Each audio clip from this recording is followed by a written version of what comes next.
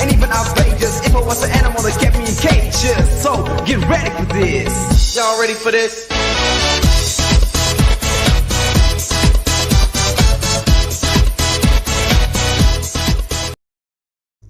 And it's with a practiced smile. We're back again. Friday for Spy Curious, the program where we talk about taking statements, interviewing people and writing investigation reports. Doesn't that get exciting? Today we have special guest Valentine Smith, who's going to go through a whole lot of private investigation issues that are really relevant to private investigators. Some of his examples are from his earlier criminal investigation background, but it's worth waiting around and having a look for. But before we get into that,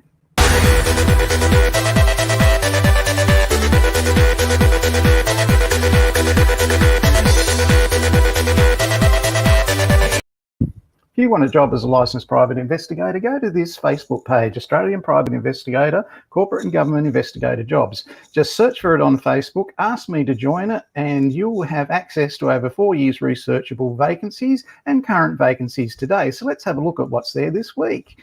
So there's a manager of financial crime for Deloitte's down in Melbourne. You'll need an accounting background, a Certificate 3 in investigative services, and probably a diploma of government investigation for that one. But it's a really big opportunity with Deloitte. They're a great team. Always enjoy catching up with them at the AIPI conference in Melbourne and Sydney. Spouse busters are looking for private investigators all around the country. So they're after surveillance investigators who do marital and relationship surveillance investigations. Spouse busters are an established investigation firm. They operate in every state and territory in Australia. So if you're looking for a job doing surveillance on that sort of thing, if that floats your boat, get on to our jobs page and see how to contact them and how to go about it there. There's a fire investigator at Synergy People. Now, this has been up on Seek for quite a few weeks now, and a reminder was put up on LinkedIn by the people themselves this week in our private investigator page there. So, look, it's a really great opportunity. Get in touch with them. If you have general insurance arson experience, they want to talk to you. Factual Investigator, job opportunity of the year here in Queensland for the Gold Coast and Brisbane. So there's 2 of these jobs, one in Brisbane, one on the Gold Coast.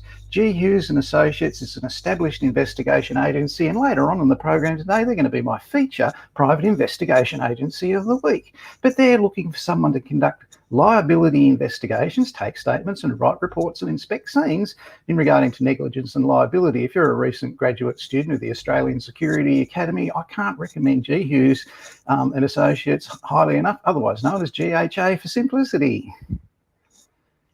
There's surveillance and factual investigators required in Western Australia by M&A Investigations. For those people who watched our program last week, M&A Investigations were our featured investigation agency of the week. So just watch last week's replay. You'll find out all about M&A. And again, there they are. I don't know how I did that. This is live. I'm great at this sort of thing, you know. Procare, really great investigation agency down at Procare. They're after investigators in Sydney. They're after investigators in Canberra, and they're after investigators in South Australia. So get in touch with Procare. They've got a lot of work. They've got contracts to fulfill. Get in touch and talk to them about what you can do to help be the solution to their supply to their clients. Okay, sure fact, in Victoria are after multiple factual investigators. Sure fact are an established investigation agency. I was there with them on the day they opened. That was some 8 years ago. I was in their office with them on that day, and they have been around forever now, and they're after factual investigators in Melbourne. If you're a recently graduated Australian Security Academy person, get in touch with Sure Fact and speak to them about an opportunity there. They want to talk.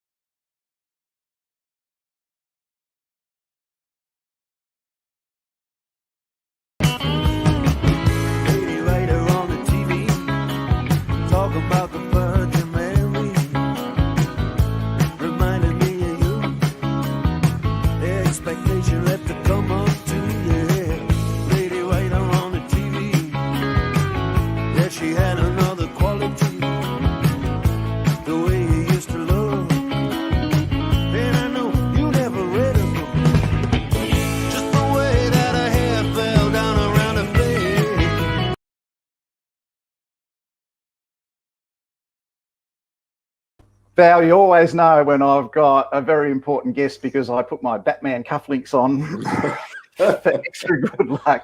It's really fantastic to have you here today. Can you tell us a little bit about your background and yourself, so to introduce yourself to our audience? Well, firstly, Mike, thanks for inviting me on the show today, and good morning to you and to all your listeners and all those other investigators out there. So a great good morning to you, and thanks for inviting me on the show. I'll try to, in a nutshell, I'll try to keep it very succinct. So, you know, I've been involved in investigations probably for, I don't know, 50 years. So it started in 1971. 71, I was in the Air Force, and I went into the Air Force Police and Provo section. That's some, it's getting close. That's a few years later. But who's that young fella? He looks like something out of sort of Victorian England or something, you know. Anyway, you see why I've got a beard, mate. Yeah, my word, yeah. I'm growing one too. It's a good trick. And yeah, so I did 3 years with the Air Force in the 70s. I did 6 years with the Air Force, but 3 years with their police and Provo unit doing investigations, and I liked it. I loved it.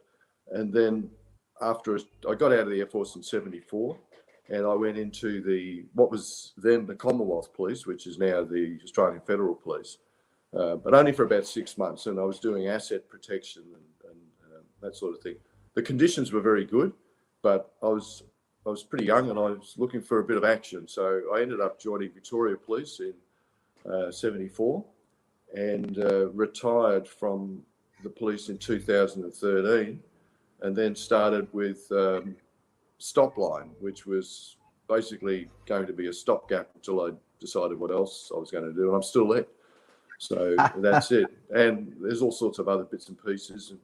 And I think in 2013, my wife, Belinda, said to me, you need something to keep your mind active. And I knew that. So I had the Stopline work, but I always loved the bush. So I ended up getting involved in cold case missing persons that people lost in wilderness or bush country. And that's just fascinating. So I've been studying and looking at that for the last 8 years now. Yeah. All right. Okay. So you actually spent a lot of time in the country, Shepparton, that sort of area, didn't you? Yeah, Shepparton. I started off, actually, my first country posting was Colac. And I went there twice. I went there in uniform in 75 to 78, and then back in the CIB there in 79 for another 3.5 years. And then I came back to the city, worked in the crime squads and various, thrills and spills sort of areas. And then I went back to country as a sergeant at Shepparton. I worked there for a while, and then back to the city again, and as you do.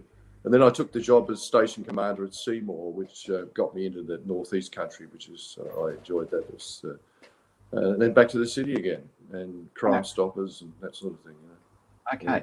And one of the things I really enjoyed in your background was your stolen goods experience, because that relates to what we do as private investigators big time. But it's really interesting how that's changed. Back in the day, you had your second-hand dealers. Today, you've got Gumtree. The thing's evolving all the time. So there's a lot of interest for me personally in your background. Can I ask you one question from your background? Can you talk us through the Samurai Swords investigation that you did?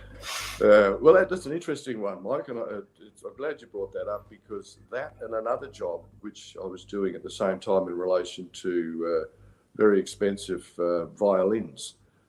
As a detective, I was a detective at Russell Street CIB. I come back from my second stint there, and I picked up these two jobs, and one was the samurai swords, or the Japanese swords as they're called.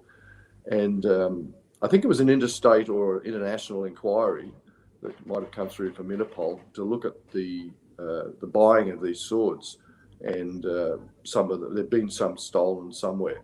But the interesting thing was that, and this is what I love about that sort of work, you actually learn stuff you don't know. And what was happening was that the Japanese sword buyers, who were very good people, I might add, set themselves up in Melbourne, and they advertised to buy the swords. Now, these are swords that had been brought back to Australia after World War II, taken from either surrendered or taken from Japanese soldiers, and they're all done up in the military hardware. So the handles and the furniture on the sword is standard sort of khaki or camouflage or whatever, but it's the blade. The blade is where the history is, and some of those blades have been passed down from generation to generation in Japan, and then been kitted up with the military furniture and then taken to war. The interesting thing is that the widows, etc., and family of Australian soldiers that had these swords were surrendering them to the Japanese sword buyer on the understanding or belief that they would go back to the family from where the soldier came from. And I was led to understand that's not correct, because the blade doesn't identify who was carrying it; it identifies who made it. So, and then from there, what happens is that some of these swords find their way into the Yakuza, and the Yakuza treated it as the Japanese organised crime. Well, it's not so much organised crime, it's a culture of criminality that goes back centuries. And these guys love to have these swords, the special swords, because they can do some sort of more more historic or traditional type elimination of some of their executions, in other words, rather than use a gun. So, there you go. That was it. Yeah, interesting. Okay. So the swords, like you said, you're doing violins, so they might have a Stradivarius violin. The sword would have some kind of equivalent from the maker 300 years ago or 200 years ago, I guess. There'd be... Well, that's right. And the violins was similar, because the violins, say it's a Stradivarius, and there was all sorts of other types of violins just equally as valuable and famous. But it wasn't necessarily the type of violin, it's who made it. Whether it was Mr. Stradivarius Senior or his cousin or his uncle, that's where the value is. And that's where that particular inquiry was about fraud in relation to deception as to what the violin was, and the person selling it actually knowing that it wasn't what they were saying it was. It was deception. They were selling it off as made by Jakob when it was actually made by Gunther, or something. Right. That sort of thing. Yeah. And that got me the job in the dealer squad, because unbeknownst to me, the boss of the dealer squad was standing in court and listening to me give evidence, and tapped me on the shoulder at the end of the court case and said, "There's a vacancy next week in my squad. Put in for it, it's yours." So, and that was a great time there. Yeah, good timing. Very good. Yeah, can you give us an example of a remote crime scene that you worked on in, I don't know, Seymour or Colac or somewhere like that was in the bush, and an outcome from it? So you were called to, I don't know, a burnt out vehicle or a house fire or a lost person or something like that. Anything that springs to mind? Just something that may have happened that just, whatever reason, it just springs into your memory at the moment. Yeah, it's a good question. I think one of the cases that really got me interested in these missing persons thing was a case of a gentleman by the name of Billy Goad. And anybody from Seymour hearing this will know the case, and they'll know how pedantic I became involved in it. Billy was a returned Second War veteran, and went to a reunion, a battalion reunion in Ballarat. This was back in about 94, I think, and 1994, and was never seen again.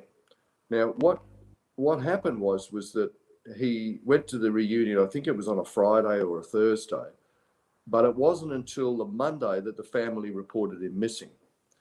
And this is where the key is, because we did a massive amount of work on this case, and we searched and it's because he's in his car. He had a little Datsun Bluebird. The car's gone.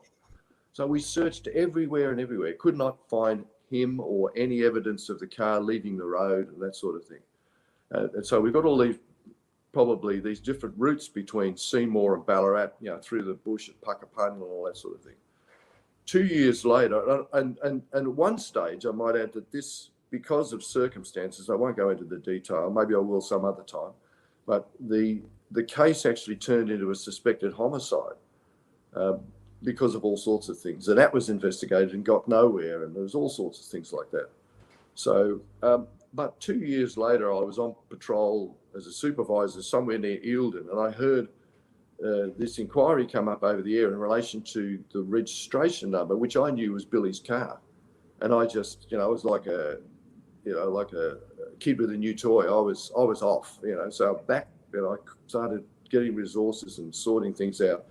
Anyway, to cut a long story as short as I can, what we found was that where it came from was a pregnant woman who was in the bush with a husband cutting wood. And as pregnant ladies are prone to do, she needed to go to the toilet.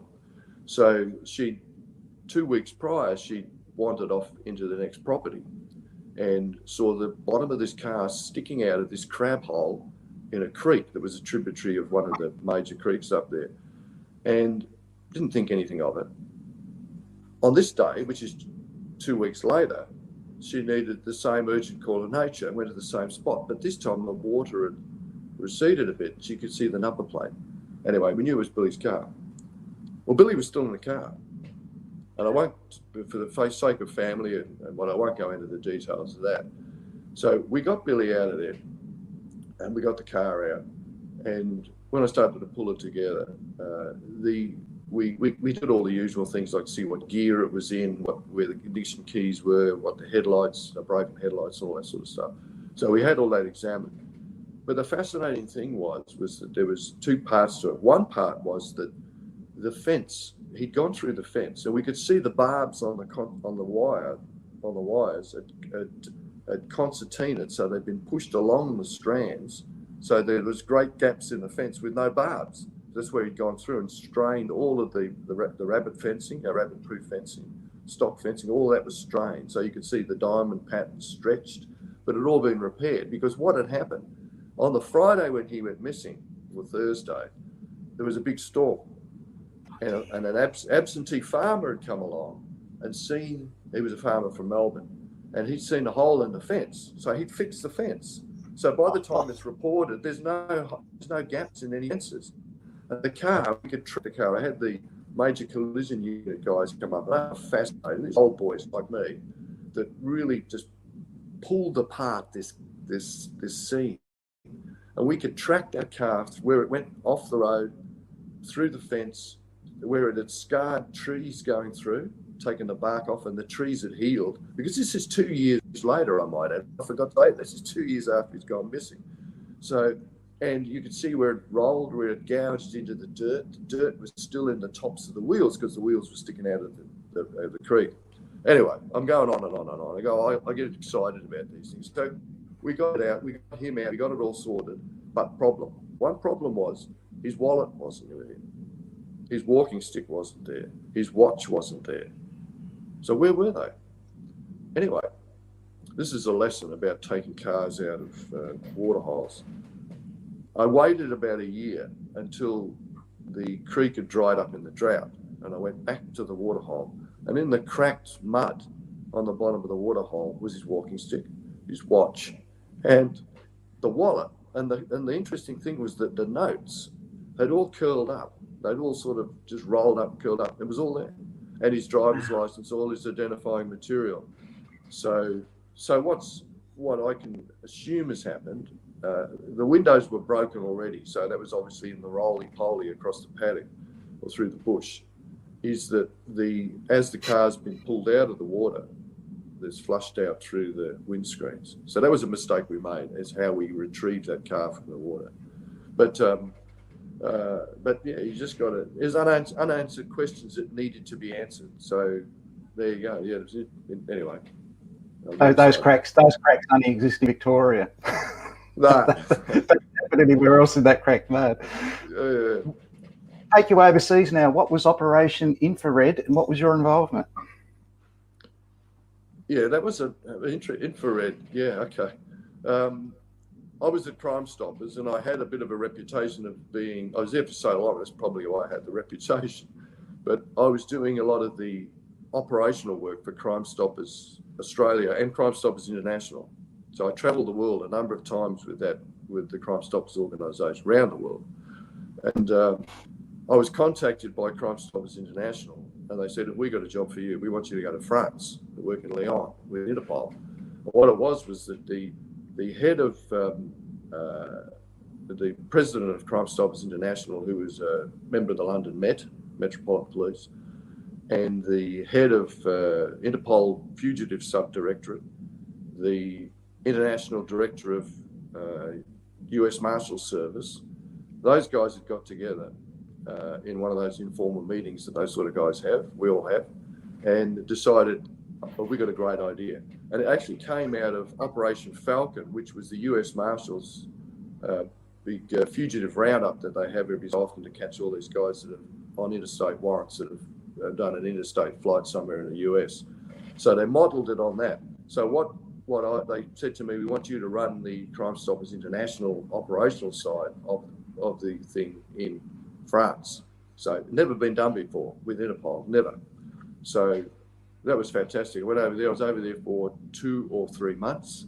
And what we did was we worked with Interpol, with the Interpol agents and the US Marshals, sent a couple of people over there, the British Serious and Organised Crime Agency, the Colombian police from South America, and there was others as well. We worked with the Interpol people and we went through all of their red notices on wanted fugitives, and we picked out a number that we thought we could do some media on and that we could get media interest and gather information from across the globe.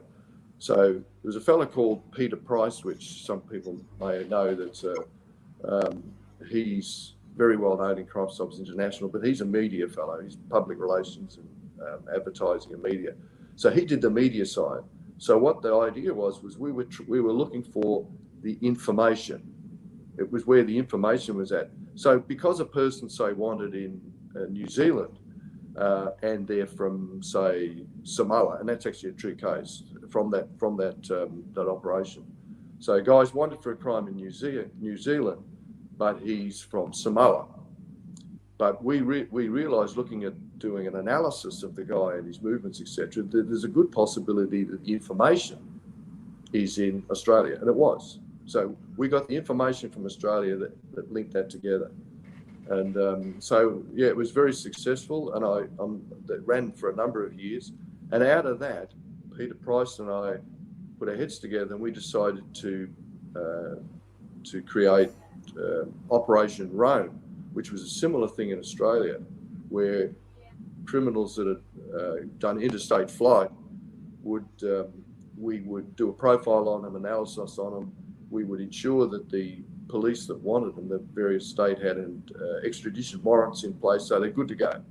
And then bang, we hit the media with it, whack, and then the information comes in, and they're arrested and they're extradited without all the usual sort of nonsense and time. Lengthy protocols and yeah. And we had one wanted person wanted by the Northern Territory, and that person was picked up on the Eyre Peninsula in South Australia within hours of that going to air. So that's how it worked. Yeah. All right. So good fun. Back to the purpose of today. When can we see you in your latest consultation role? When's that going to be coming up, please, Val? That's the one with Channel 9 on. That's the one, yeah. 9 p.m. on Monday night. It's a show called Under Investigation. It's hosted by Liz Hayes from 60 Minutes, and the executive producer is Gareth Harvey from 60 Minutes, and that goes to air at 9 p.m. on Monday night on 9. Yeah, it's good. Fantastic. All right. Well, we're going to be looking forward to watching that. So that's Australian Eastern Daylight Saving Time. Now, one last question. If you could, from your almost 50 years of experience, give advice to an emerging young investigator who's beginning their career, what would you say to them? I like your use of the word experience, Mike, because that's one of the devils in the deal is experience. And I say that because I'm a very strong believer in the risks of having experiential bias and then looking for confirmation. So it's really like that old song, which probably most of the It ain't necessarily so. It ain't necessarily so. Yeah, Mersey beat type stuff back in the 60s. And that's true. It ain't necessarily so. So I would say to young investigators, you've got to keep an open mind. And as far as your career is concerned, it's a twist of the old saying, jack of all trades, master of none. I would say be a jack of all trades, because that's where you'll get your bread and butter from, but be a master of one. So pick something, whatever you're interested in, something that you're passionate about, and find out everything that you can about it. And add to it, I would say, in a sort of one of my eccentric sort of studies is things like complexity science. Now, complexity science, when we really look at it in simplistic terms, in modern day, it is can be easily seen in DNA, because that's about connecting one thing to the other, and the old proverb of the wings of a butterfly in South America. Yeah, can be felt in London, that sort of thing. So complexity science is very important. Have a look at complexity science, and as I said, be a jack of all trades, but master of one. Val, I've gone way over the time I promised I'd keep you for. Thank you very much for joining us today. I know you didn't have time to do this, but when I asked you, I knew you would make time for it. I really did know that, because you're an absolute gentleman. Thank you for coming onto the program today. We're looking forward to seeing Monday night. We're all going to be tuning in and looking forward to your contribution. We're not giving away anything about it in this program today, but we're looking forward to Monday night. Thanks for dropping in, Val. You're an absolute gentleman. We hope to have you back in the future. Thank you, Mike. Pleasure. Thank you very much.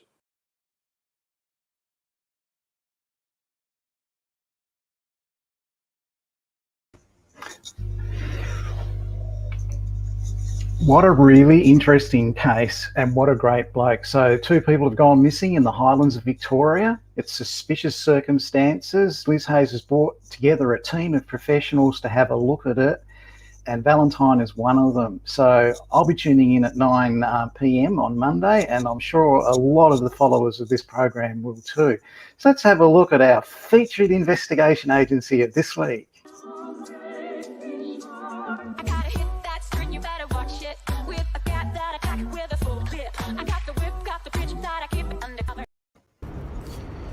Investigation agencies win contracts with insurers. Sometimes allocated areas may change, or an investigator becomes unavailable and you're assigned an investigation re-instruction by the insurance company, which basically means you have to get more information as instructed on that case from a previous investigation agency. You're provided with the previous report and statements as background for what you are required to do with the new instructions. When you get a re-instruction from GHA, you know you have a complete, thorough, detailed professional report you can rely on.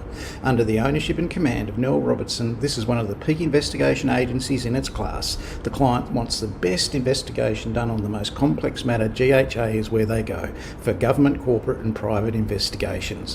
When you become a factual investigator in the GHA team, you know you're at the top of your game in a 100% supportive investigation agency. This is the one to aspire to, GHA.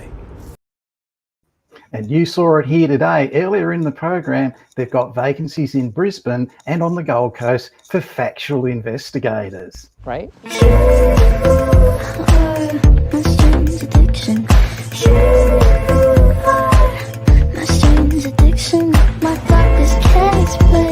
My symptoms are my pain, but you are my strange addiction. And here's Laura. Hi Mike, Laura here again for question of the week. This question comes from Arlo, and Arlo would like to know if we have any face-to-face private investigation courses in Broome, Western Australia. Well, that's a question. Arlo won a coffee mug for that. So, look, yeah, Arlo, our course has been online for 20 years. That's where it is. And we run virtual investigation conferences where you can join in one of our classes, speak to myself and all the other instructors in that program We run that 3 times a year. Our first one was 2 weeks ago, and we'll be having another one coming up very soon. Just watch our website for the dates, or come back to this program regularly and you'll see when we set the next date around our very busy schedule. So yes, you can do it face-to-face in Broome, Darwin, Hobart, Launceston, Melbourne, Brisbane, Sydney, Alice Springs. You'll be studying with us, firstly online, and then secondly via virtual conference in the comfort of your own home office using your mobile phone. So it's easy. That's the technology that's available to us today. And Arlo's won a coffee mug for that, and Laura she chose the question and we'll be sending that out to Arlo in Broome. He'll receive it next week. Another question we had this week was from Jamie, and Jamie asked, should he get, as a private investigator in Victoria, a private investigator firm business licence? Now, there are 1,600 licensed private investigators in Victoria. There are 240 private investigation business licences. So what that tells you is that, yes, there are people that work for investigation agencies, but there's a multiplicity of individuals who don't work for anyone other than themselves, and they don't have a business license. They don't have to because they don't employ anybody else. But if you employ other people, like I do in Victoria with my investigation business there, which is a licensed investigation business, if I employ other people, I have to have that license. Now, if you're just a sole trader and you're not going to do that, you don't need the business license. To get the business license, you must join an industry association, such as the AISP in Victoria or the AIPI, or get a certificate for insecurity risk analysis. So that enables you to do that. You can either study or you can go and attend 4 CPD point meetings a year and get the benefit of that industry association stuff. Speaking of industry associations, don't forget this one coming up.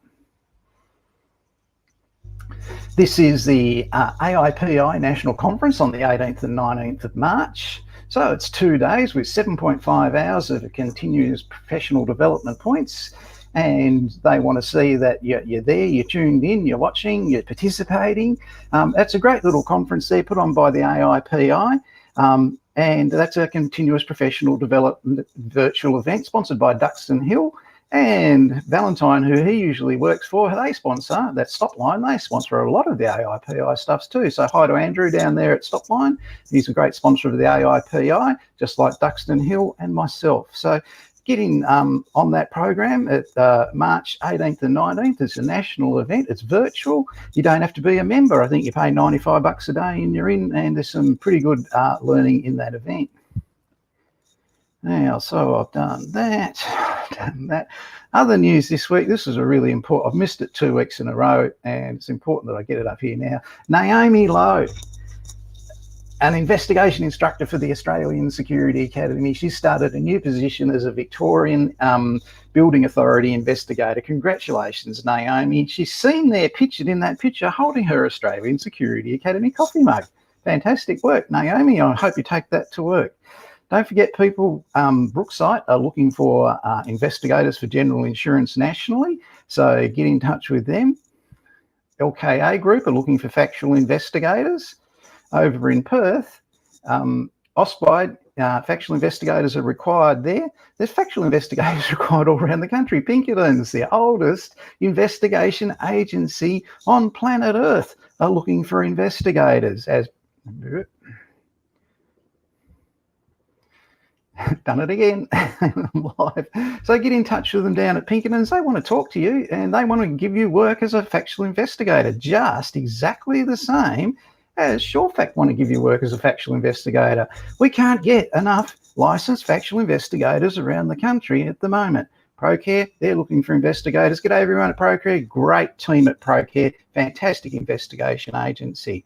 So people, that's our program for this week. I hope you've enjoyed it. We had some different stuff there this week. I was asked a question earlier in the week that I was less daring of late than I was in the beginning with this program.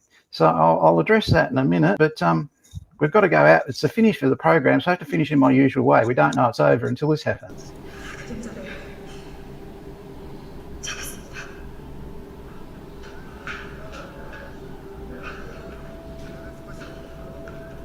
작전 종료. 전원 복귀할 것.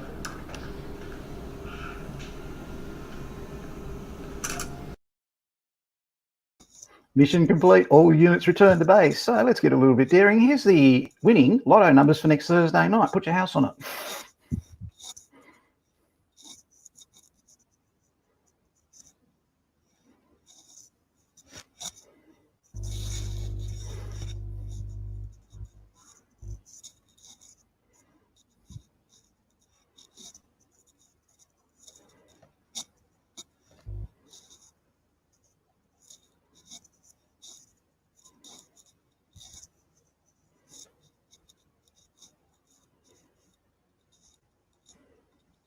If you fail to get a pen quick enough for that, just click the replay button. Thanks, Valentine, for being our very special guest. You're a great sport, mate. You had very little notice that you were coming on, handled it professionally, really looked good. We can't wait to have you back in there. Don't forget, Phil, everybody watch the program on Monday night. Valentine's a specialist investigator, among many others in there. But this is what you should be watching on Monday night. I'll see you next week. I'm Mike Evans from the Australian Security Academy.